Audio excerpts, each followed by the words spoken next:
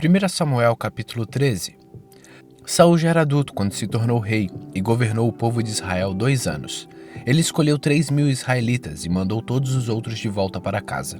2.000 estavam na cidade de Micmase, na região montanhosa de Betel. 1.000 homens ficaram com seu filho Jonatas na cidade de Gibeá, no território da tribo de Benjamim. Jonatas matou o comandante filisteu em Geba, e os filisteus ficaram sabendo disso. Aí Saul mandou mensageiros para tocarem a corneta por todo o país, chamando os hebreus para a guerra. E todo o povo ouviu essa mensagem. Saul matou o comandante dos filisteus, e agora eles estão com ódio dos israelitas. Então o povo respondeu ao chamado e foi juntar-se a Saul em Gigal. Os filisteus se reuniram para lutar contra os israelitas. Eles tinham 30.000 carros de guerra, 6.000 cavaleiros e tantos soldados quanto os grãos da areia da praia do mar. Foram de Micmás, a leste da cidade de Betel-Avém, e acamparam ali. Os israelitas perceberam que estavam sem saída e numa situação muito difícil. Alguns se esconderam em cavernas e em buracos, e outros entre rochas, em covas e em poços. Outros ainda atravessaram o rio Jordão e foram para as terras de Gade e de Gileade. Saul havia ficado em Gigal e o povo ali estava apavorado. Seguindo as instruções de Samuel, Saul esperou 7 dias, mas Samuel não foi até lá. E o povo começou a abandonar Saul e sair dali. Então Saul lhes disse: "Tragam os animais para o sacrifício que é completamente queimado e para as ofertas de paz." Ele ofereceu o sacrifício e quando estava terminando, Samuel chegou. Saul foi ao encontro dele para o cumprimentar, mas Samuel disse: "O que foi que você fez?" Saul respondeu: "Eu percebi que o povo estava me abandonando e indo embora. Você também não veio como havia prometido, e os filisteus já estavam reunidos em Micmás. Aí eu pensei, os filisteus vão descer a Gilgal para me atacar, e eu ainda não tentei conseguir a ajuda de Deus, o Senhor. Então achei que tinha de oferecer o sacrifício." "O que você fez foi uma loucura", respondeu Samuel. "Você não obedeceu a ordem do Senhor, nosso Deus. Se tivesse obedecido, ele teria deixado que você e os seus descendentes governassem o povo de Israel para sempre. Mas agora você não continuará a governar. Você desobedeceu ao Senhor, e por isso ele vai encontrar um homem do tipo que ele quer e o fará chefe deste povo." Aí Samuel saiu de Gilgal e foi embora. Saul, acompanhado pelo resto do povo, também deixou Gilgal e foi para junto dos seus soldados em Gibeá, no território da tribo de Benjamim. Então ele fez uma contagem dos seus soldados. Eram mais ou menos 600 homens. Saul e o seu filho Jonatas e os seus homens ficaram em Geba, no território de Benjamim. Os filisteus estavam acampados em Micmás. Os soldados filisteus saíram para patrulhar em 3 grupos. Um grupo foi na direção de Ofra, na terra de Sual. O outro seguiu rumo a Bet-Heron. E o terceiro na direção do monte, de onde se avista o vale de Zeboim e o deserto. Os filisteus haviam proibido os hebreus de fazerem espadas e lanças, por isso não havia nenhum ferreiro na terra de Israel. Assim, quando os arados, as enxadas e os machados e as foices dos israelitas precisavam ser amolados, eles os levavam aos filisteus. Estes cobravam caro dos israelitas para afiar machados e ferrões de tocar bois, e mais caro ainda para afiar arados e enxadas. Por isso, no dia da batalha, nenhum soldado israelita tinha nem espada nem lança. Só Saul e o seu filho Jonatas é que tinham. Os filisteus mandaram um grupo de soldados para defender o desfiladeiro de Micmás. 1 Samuel capítulo 14. Um dia Jonatas disse ao rapaz que carregava as suas armas: "Vamos até o acampamento filisteu que está no outro lado do desfiladeiro." Mas Jonatas não contou ao pai o que ia fazer. Saul estava em Migron, perto de Gibeá, acampado debaixo de um pé de romã. Com eles estavam mais ou menos 600 homens. O sacerdote que usava o manto sacerdotal era Aias, filho de Aitube e sobrinho de Icabô. Icabô era filho de Finéias e neto de Eli, que havia sido sacerdote do Senhor Deus em Siló. Os homens não sabiam que Jonatas havia saído do acampamento. No desfiladeiro que Jonatas tinha de atravessar para chegar ao acampamento dos filisteus havia 2 grandes pedras, uma de cada lado da passagem. Uma era chamada de Bozes e a outra de Sené. Uma estava do lado norte do desfiladeiro, de frente para Micmás, e a outra do lado sul, de frente para Geba. Jonatas disse ao rapaz que o acompanhava: "Vamos até o acampamento desses filisteus pagãos. Pode ser que o Senhor nos ajude, e se ele nos ajudar, nada poderá impedi-lo de nos dar a vitória, ainda que sejamos poucos." O rapaz respondeu: "Faça o que achar melhor, eu estou com o Senhor." "Muito bem", respondeu Jonatas. "Vamos até lá e deixemos que aqueles homens nos vejam. Se eles disserem para ficarmos parados até que cheguem perto de nós, nós obedeceremos. Mas se disserem para irmos até o lugar onde eles estão, nós iremos, pois isso será o sinal que o Senhor Deus nos deu a vitória." Aí os dois deixaram que os filisteus os vissem, e eles disseram: Vejam, alguns hebreus estão saindo das tocas onde estavam escondidos. Então os soldados filisteus chamaram Jonatas e o rapaz: Subam até aqui, queremos mostrar uma coisa a vocês. Jonatas disse ao rapaz: Siga-me, pois o Senhor Deus deu ao povo de Israel a vitória sobre os filisteus. Ele subiu engatinhando e o rapaz o seguiu. Jonatas ia atacando e derrubando os filisteus e o rapaz os ia matando. Nesse primeiro ataque, eles mataram cerca de 20 homens, em uma área de mais ou menos 1.200 metros quadrados. Todos os filisteus que estavam no acampamento ficaram apavorados. Os patrulheiros e os soldados do acampamento tremeram de medo. A terra também tremeu e houve grande confusão. Os espiões de Saul, que estavam em Gibeá, no território da tribo de Benjamim, viram que os filisteus estavam tontos, correndo para cá e para lá. Então Saul disse aos seus oficiais: Contem os nossos soldados e vejam quem está faltando. Eles contaram e descobriram que estavam faltando Jonatas e o rapaz que carregava suas armas. Aí Saul disse a Iás, o sacerdote: Traga aqui a Arca da Aliança. Ele disse isso porque naquele tempo a arca ia na frente do povo de Israel. Enquanto Saul falava com o sacerdote, a confusão no acampamento filisteu aumentava cada vez mais. Então Saul disse ao sacerdote: Você não precisa mais consultar o Senhor. Aí ele e os seus homens entraram na batalha contra os filisteus. Estes, em completa confusão, estavam lutando uns contra os outros. Os hebreus que haviam passado para o lado dos filisteus e tinham ido para o acampamento com eles, mudaram de lado outra vez e se juntaram com Saul e Jonatas. Os israelitas que estavam escondidos nas montanhas de Efraim também souberam que os filisteus estavam fugindo. Eles se reuniram e atacaram os filisteus, lutando todo o caminho até além de Bet-Avém. E o Senhor deu naquele dia vitória ao povo de Israel. Naquele dia os israelitas estavam fracos de fome, porque Saul havia feito este juramento: Quem comer qualquer coisa hoje, antes de eu me vingar dos meus inimigos, será amaldiçoado. Por isso ninguém tinha comido nada o dia inteiro. Todos eles chegaram a um bosque e ali acharam mel por toda parte. As árvores estavam cheias de mel, mas ninguém comeu nada porque eles estavam com medo do juramento de Saul. Mas Jonatas não tinha ouvido seu pai dar a ordem ao povo. Por isso estendeu o bastão que tinha na mão, molhou a ponta num favo e comeu um pouco de mel. E logo se sentiu melhor. Mas um dos homens disse: Todos estão fracos de fome, porque o seu pai nos ameaçou dizendo que quem comer qualquer coisa hoje será amaldiçoado. Então Jonatas respondeu: O meu pai fez uma coisa terrível com o nosso povo. Veja como eu estou me sentindo melhor depois de comer um pouco deste mel. Teria sido bem melhor se hoje o nosso povo tivesse comido o alimento que tomou do inimigo quando o derrotou. Imaginem quantos filisteus mais eles teriam matado. Naquele dia os israelitas derrotaram os filisteus, lutando desde Miquimás até Aijalon. A essa altura, os israelitas estavam muito fracos de fome. Por isso avançaram sobre o que haviam tirado dos inimigos, isto é, as ovelhas, as vacas e os bezerros, e os mataram ali mesmo e comeram carne com sangue.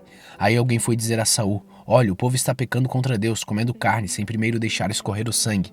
Saul gritou: Isso é traição! Rolem aqui para mim uma pedra grande. E ordenou ainda: Vão para o meio do povo e digam a eles que tragam aqui o seu gado e as suas ovelhas, e que os matem e os comam aqui, e que não pequem contra Deus, comendo carne com sangue. Por isso, naquela noite, todos trouxeram o seu gado e o mataram ali. E Saul construiu um altar para o Senhor Deus, e esse foi o primeiro que ele construiu. Aí Saul disse aos seus soldados: Vamos descer de noite e atacar os filisteus. Até o amanhecer nós tomaremos tudo o que eles têm e não deixaremos nenhum filisteu vivo. Eles responderam: Faça o que achar melhor. Mas o sacerdote disse: Primeiro vamos consultar a Deus.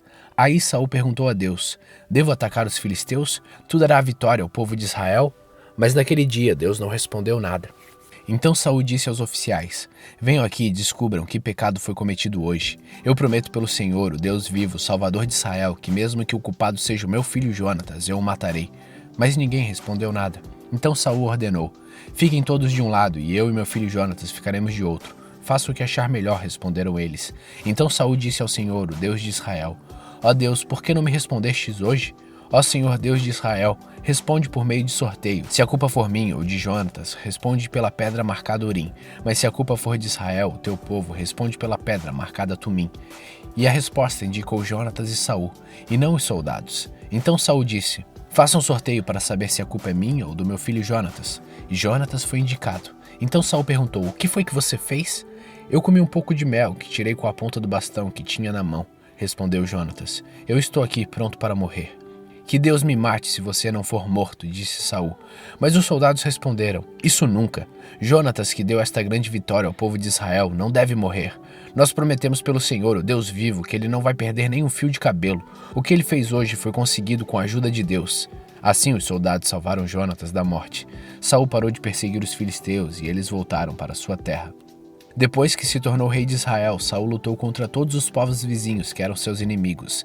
Os povos de Moabe, de Amon e de Edom, os reis de Zob e os filisteus, e em toda parte em que lutava era vitorioso. Saul lutou corajosamente, venceu os amalequitas e defendeu o povo de Israel de todos os ataques. Saul tinha 3 filhos homens, Jonatas, Isvi e Malquissua. A sua filha mais velha se chamava Mereb, e a mais nova, Mical. A sua mulher chamava-se Ainoã, e era filha de Aimaas. O comandante do exército de Saul era seu primo Abner, filho do seu tio Ner. Quis, o pai de Saul, e Ner, o pai de Abner, eram filhos de Abiel. Durante toda a sua vida, Saul lutou ferozmente contra os filisteus, e sempre que encontrava um homem forte e valente, ele o alistava no seu exército.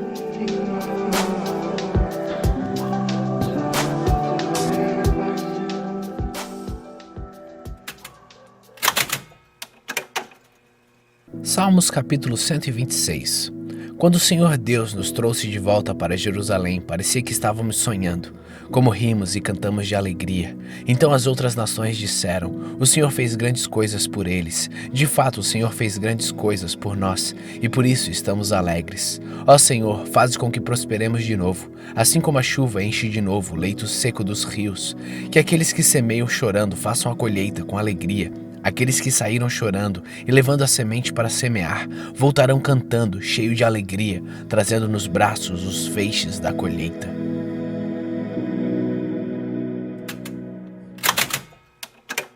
Segunda Coríntios capítulo 4. Deus, na sua misericórdia, nos deu essa tarefa, e é por isso que nunca ficamos desanimados. Nós rejeitamos tudo que é feito escondido e tudo que é vergonhoso. Não agimos de má fé, nem falsificamos a mensagem de Deus. Pelo contrário, agimos sempre abertamente, de acordo com a verdade, e assim as pessoas têm uma boa impressão de nós, que vivemos na presença de Deus. Porque se o evangelho que anunciamos está escondido somente para os que estão se perdendo. Eles não podem crer, pois o Deus deste mundo conservou a mente deles na escuridão. Ele não os deixou ver a luz que brilha sobre eles, a luz que vem da boa notícia a respeito da glória de Cristo, a qual nos mostrou como Deus realmente é. Pois nós não anunciamos a nós mesmos, nós anunciamos Jesus Cristo como Senhor e a nós como servos de vocês, por causa de Jesus. O Deus que disse que da escuridão brilha a luz, é o mesmo que fez a luz brilhar no nosso coração. E isso para nos trazer a luz do conhecimento da glória de Deus, que brilha no rosto de Jesus Cristo. Porém nós que temos este tesouro espiritual somos como potes de barro, para que fique claro que o poder supremo pertence a Deus e não a nós. Muitas vezes ficamos aflitos, mas não somos derrotados.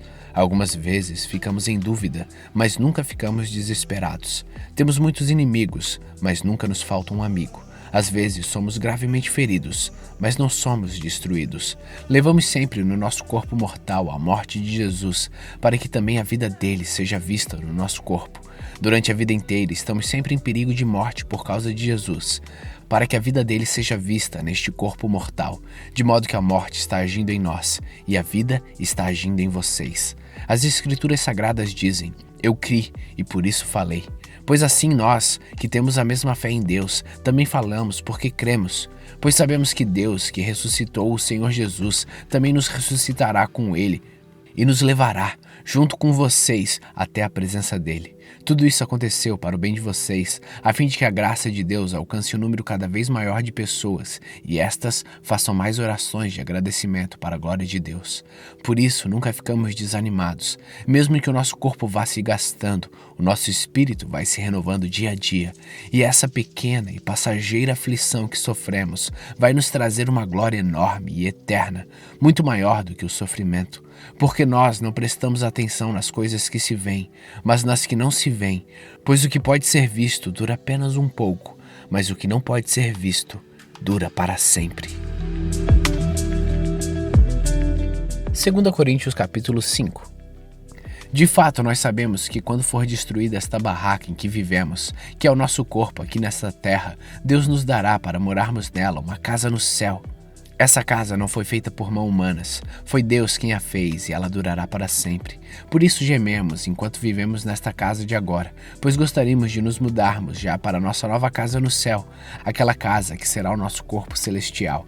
E quando nos vestirmos com ele, não ficaremos sem corpo. Gememos aflitos enquanto vivemos nesta barraca que é o nosso corpo.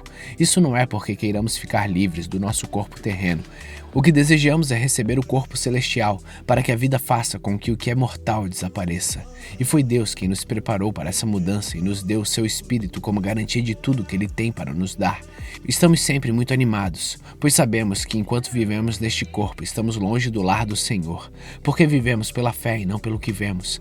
Estamos muito animados e gostaríamos de deixar de viver neste corpo para irmos viver com o Senhor. Porém, acima de tudo, o que nós queremos é agradar o Senhor, seja vivendo no nosso corpo aqui, seja vivendo lá com o Senhor. Porque todos nós temos de nos apresentar diante de Cristo para sermos julgados por Ele, e cada um vai receber o que merece, de acordo com o que fez de bom ou de mal na sua vida aqui na terra.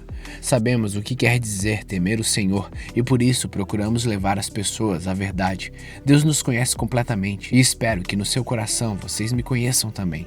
Não estamos querendo nos elogiar a nós mesmos outra vez para vocês. Pelo contrário, queremos lhe dar o motivo para terem orgulho de nós, a fim de que tenham o que responder aos que se sentem orgulhosos por causa da aparência de uma pessoa e não por causa do que ela é. Pois se estamos loucos, é em favor de Deus, e se temos juízo, é em favor de vocês, porque somos dominados pelo amor que Cristo tem por nós, pois reconhecemos que um homem, Jesus Cristo, morreu por todos, o que quer dizer que todos tomem parte da sua morte. Ele morreu por todos para que os que vivem não vivam mais para si mesmos, mas vivam para aquele que morreu e foi ressuscitado para a salvação deles. Por isso, daqui em diante, não vamos mais usar regras humanas quando julgarmos alguém. E se antes de nos termos tornados cristãos julgamos Cristo de acordo com as regras humanas, agora não fazemos mais isso. Quem está unido com Cristo é uma nova pessoa. Acabou-se o que era velho e já chegou o que é novo. Tudo isso é feito por Deus, o qual, por meio de Cristo, nos transforma de inimigos em amigos dele. Deus nos deu a tarefa de fazer com que os outros também sejam amigos dele. A nossa mensagem é esta: Deus não leva em conta os pecados dos seres humanos, e por meio de Cristo, ele está fazendo com que eles sejam seus amigos. E Deus nos mandou entregar a mensagem que fala da maneira como ele faz com que eles se tornem seus amigos.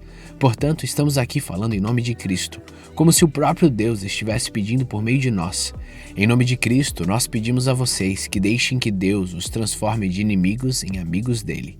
Em Cristo não havia pecado, mas Deus colocou sobre Cristo a culpa dos nossos pecados, para que nós, em união com ele, vivamos de acordo com a vontade de Deus.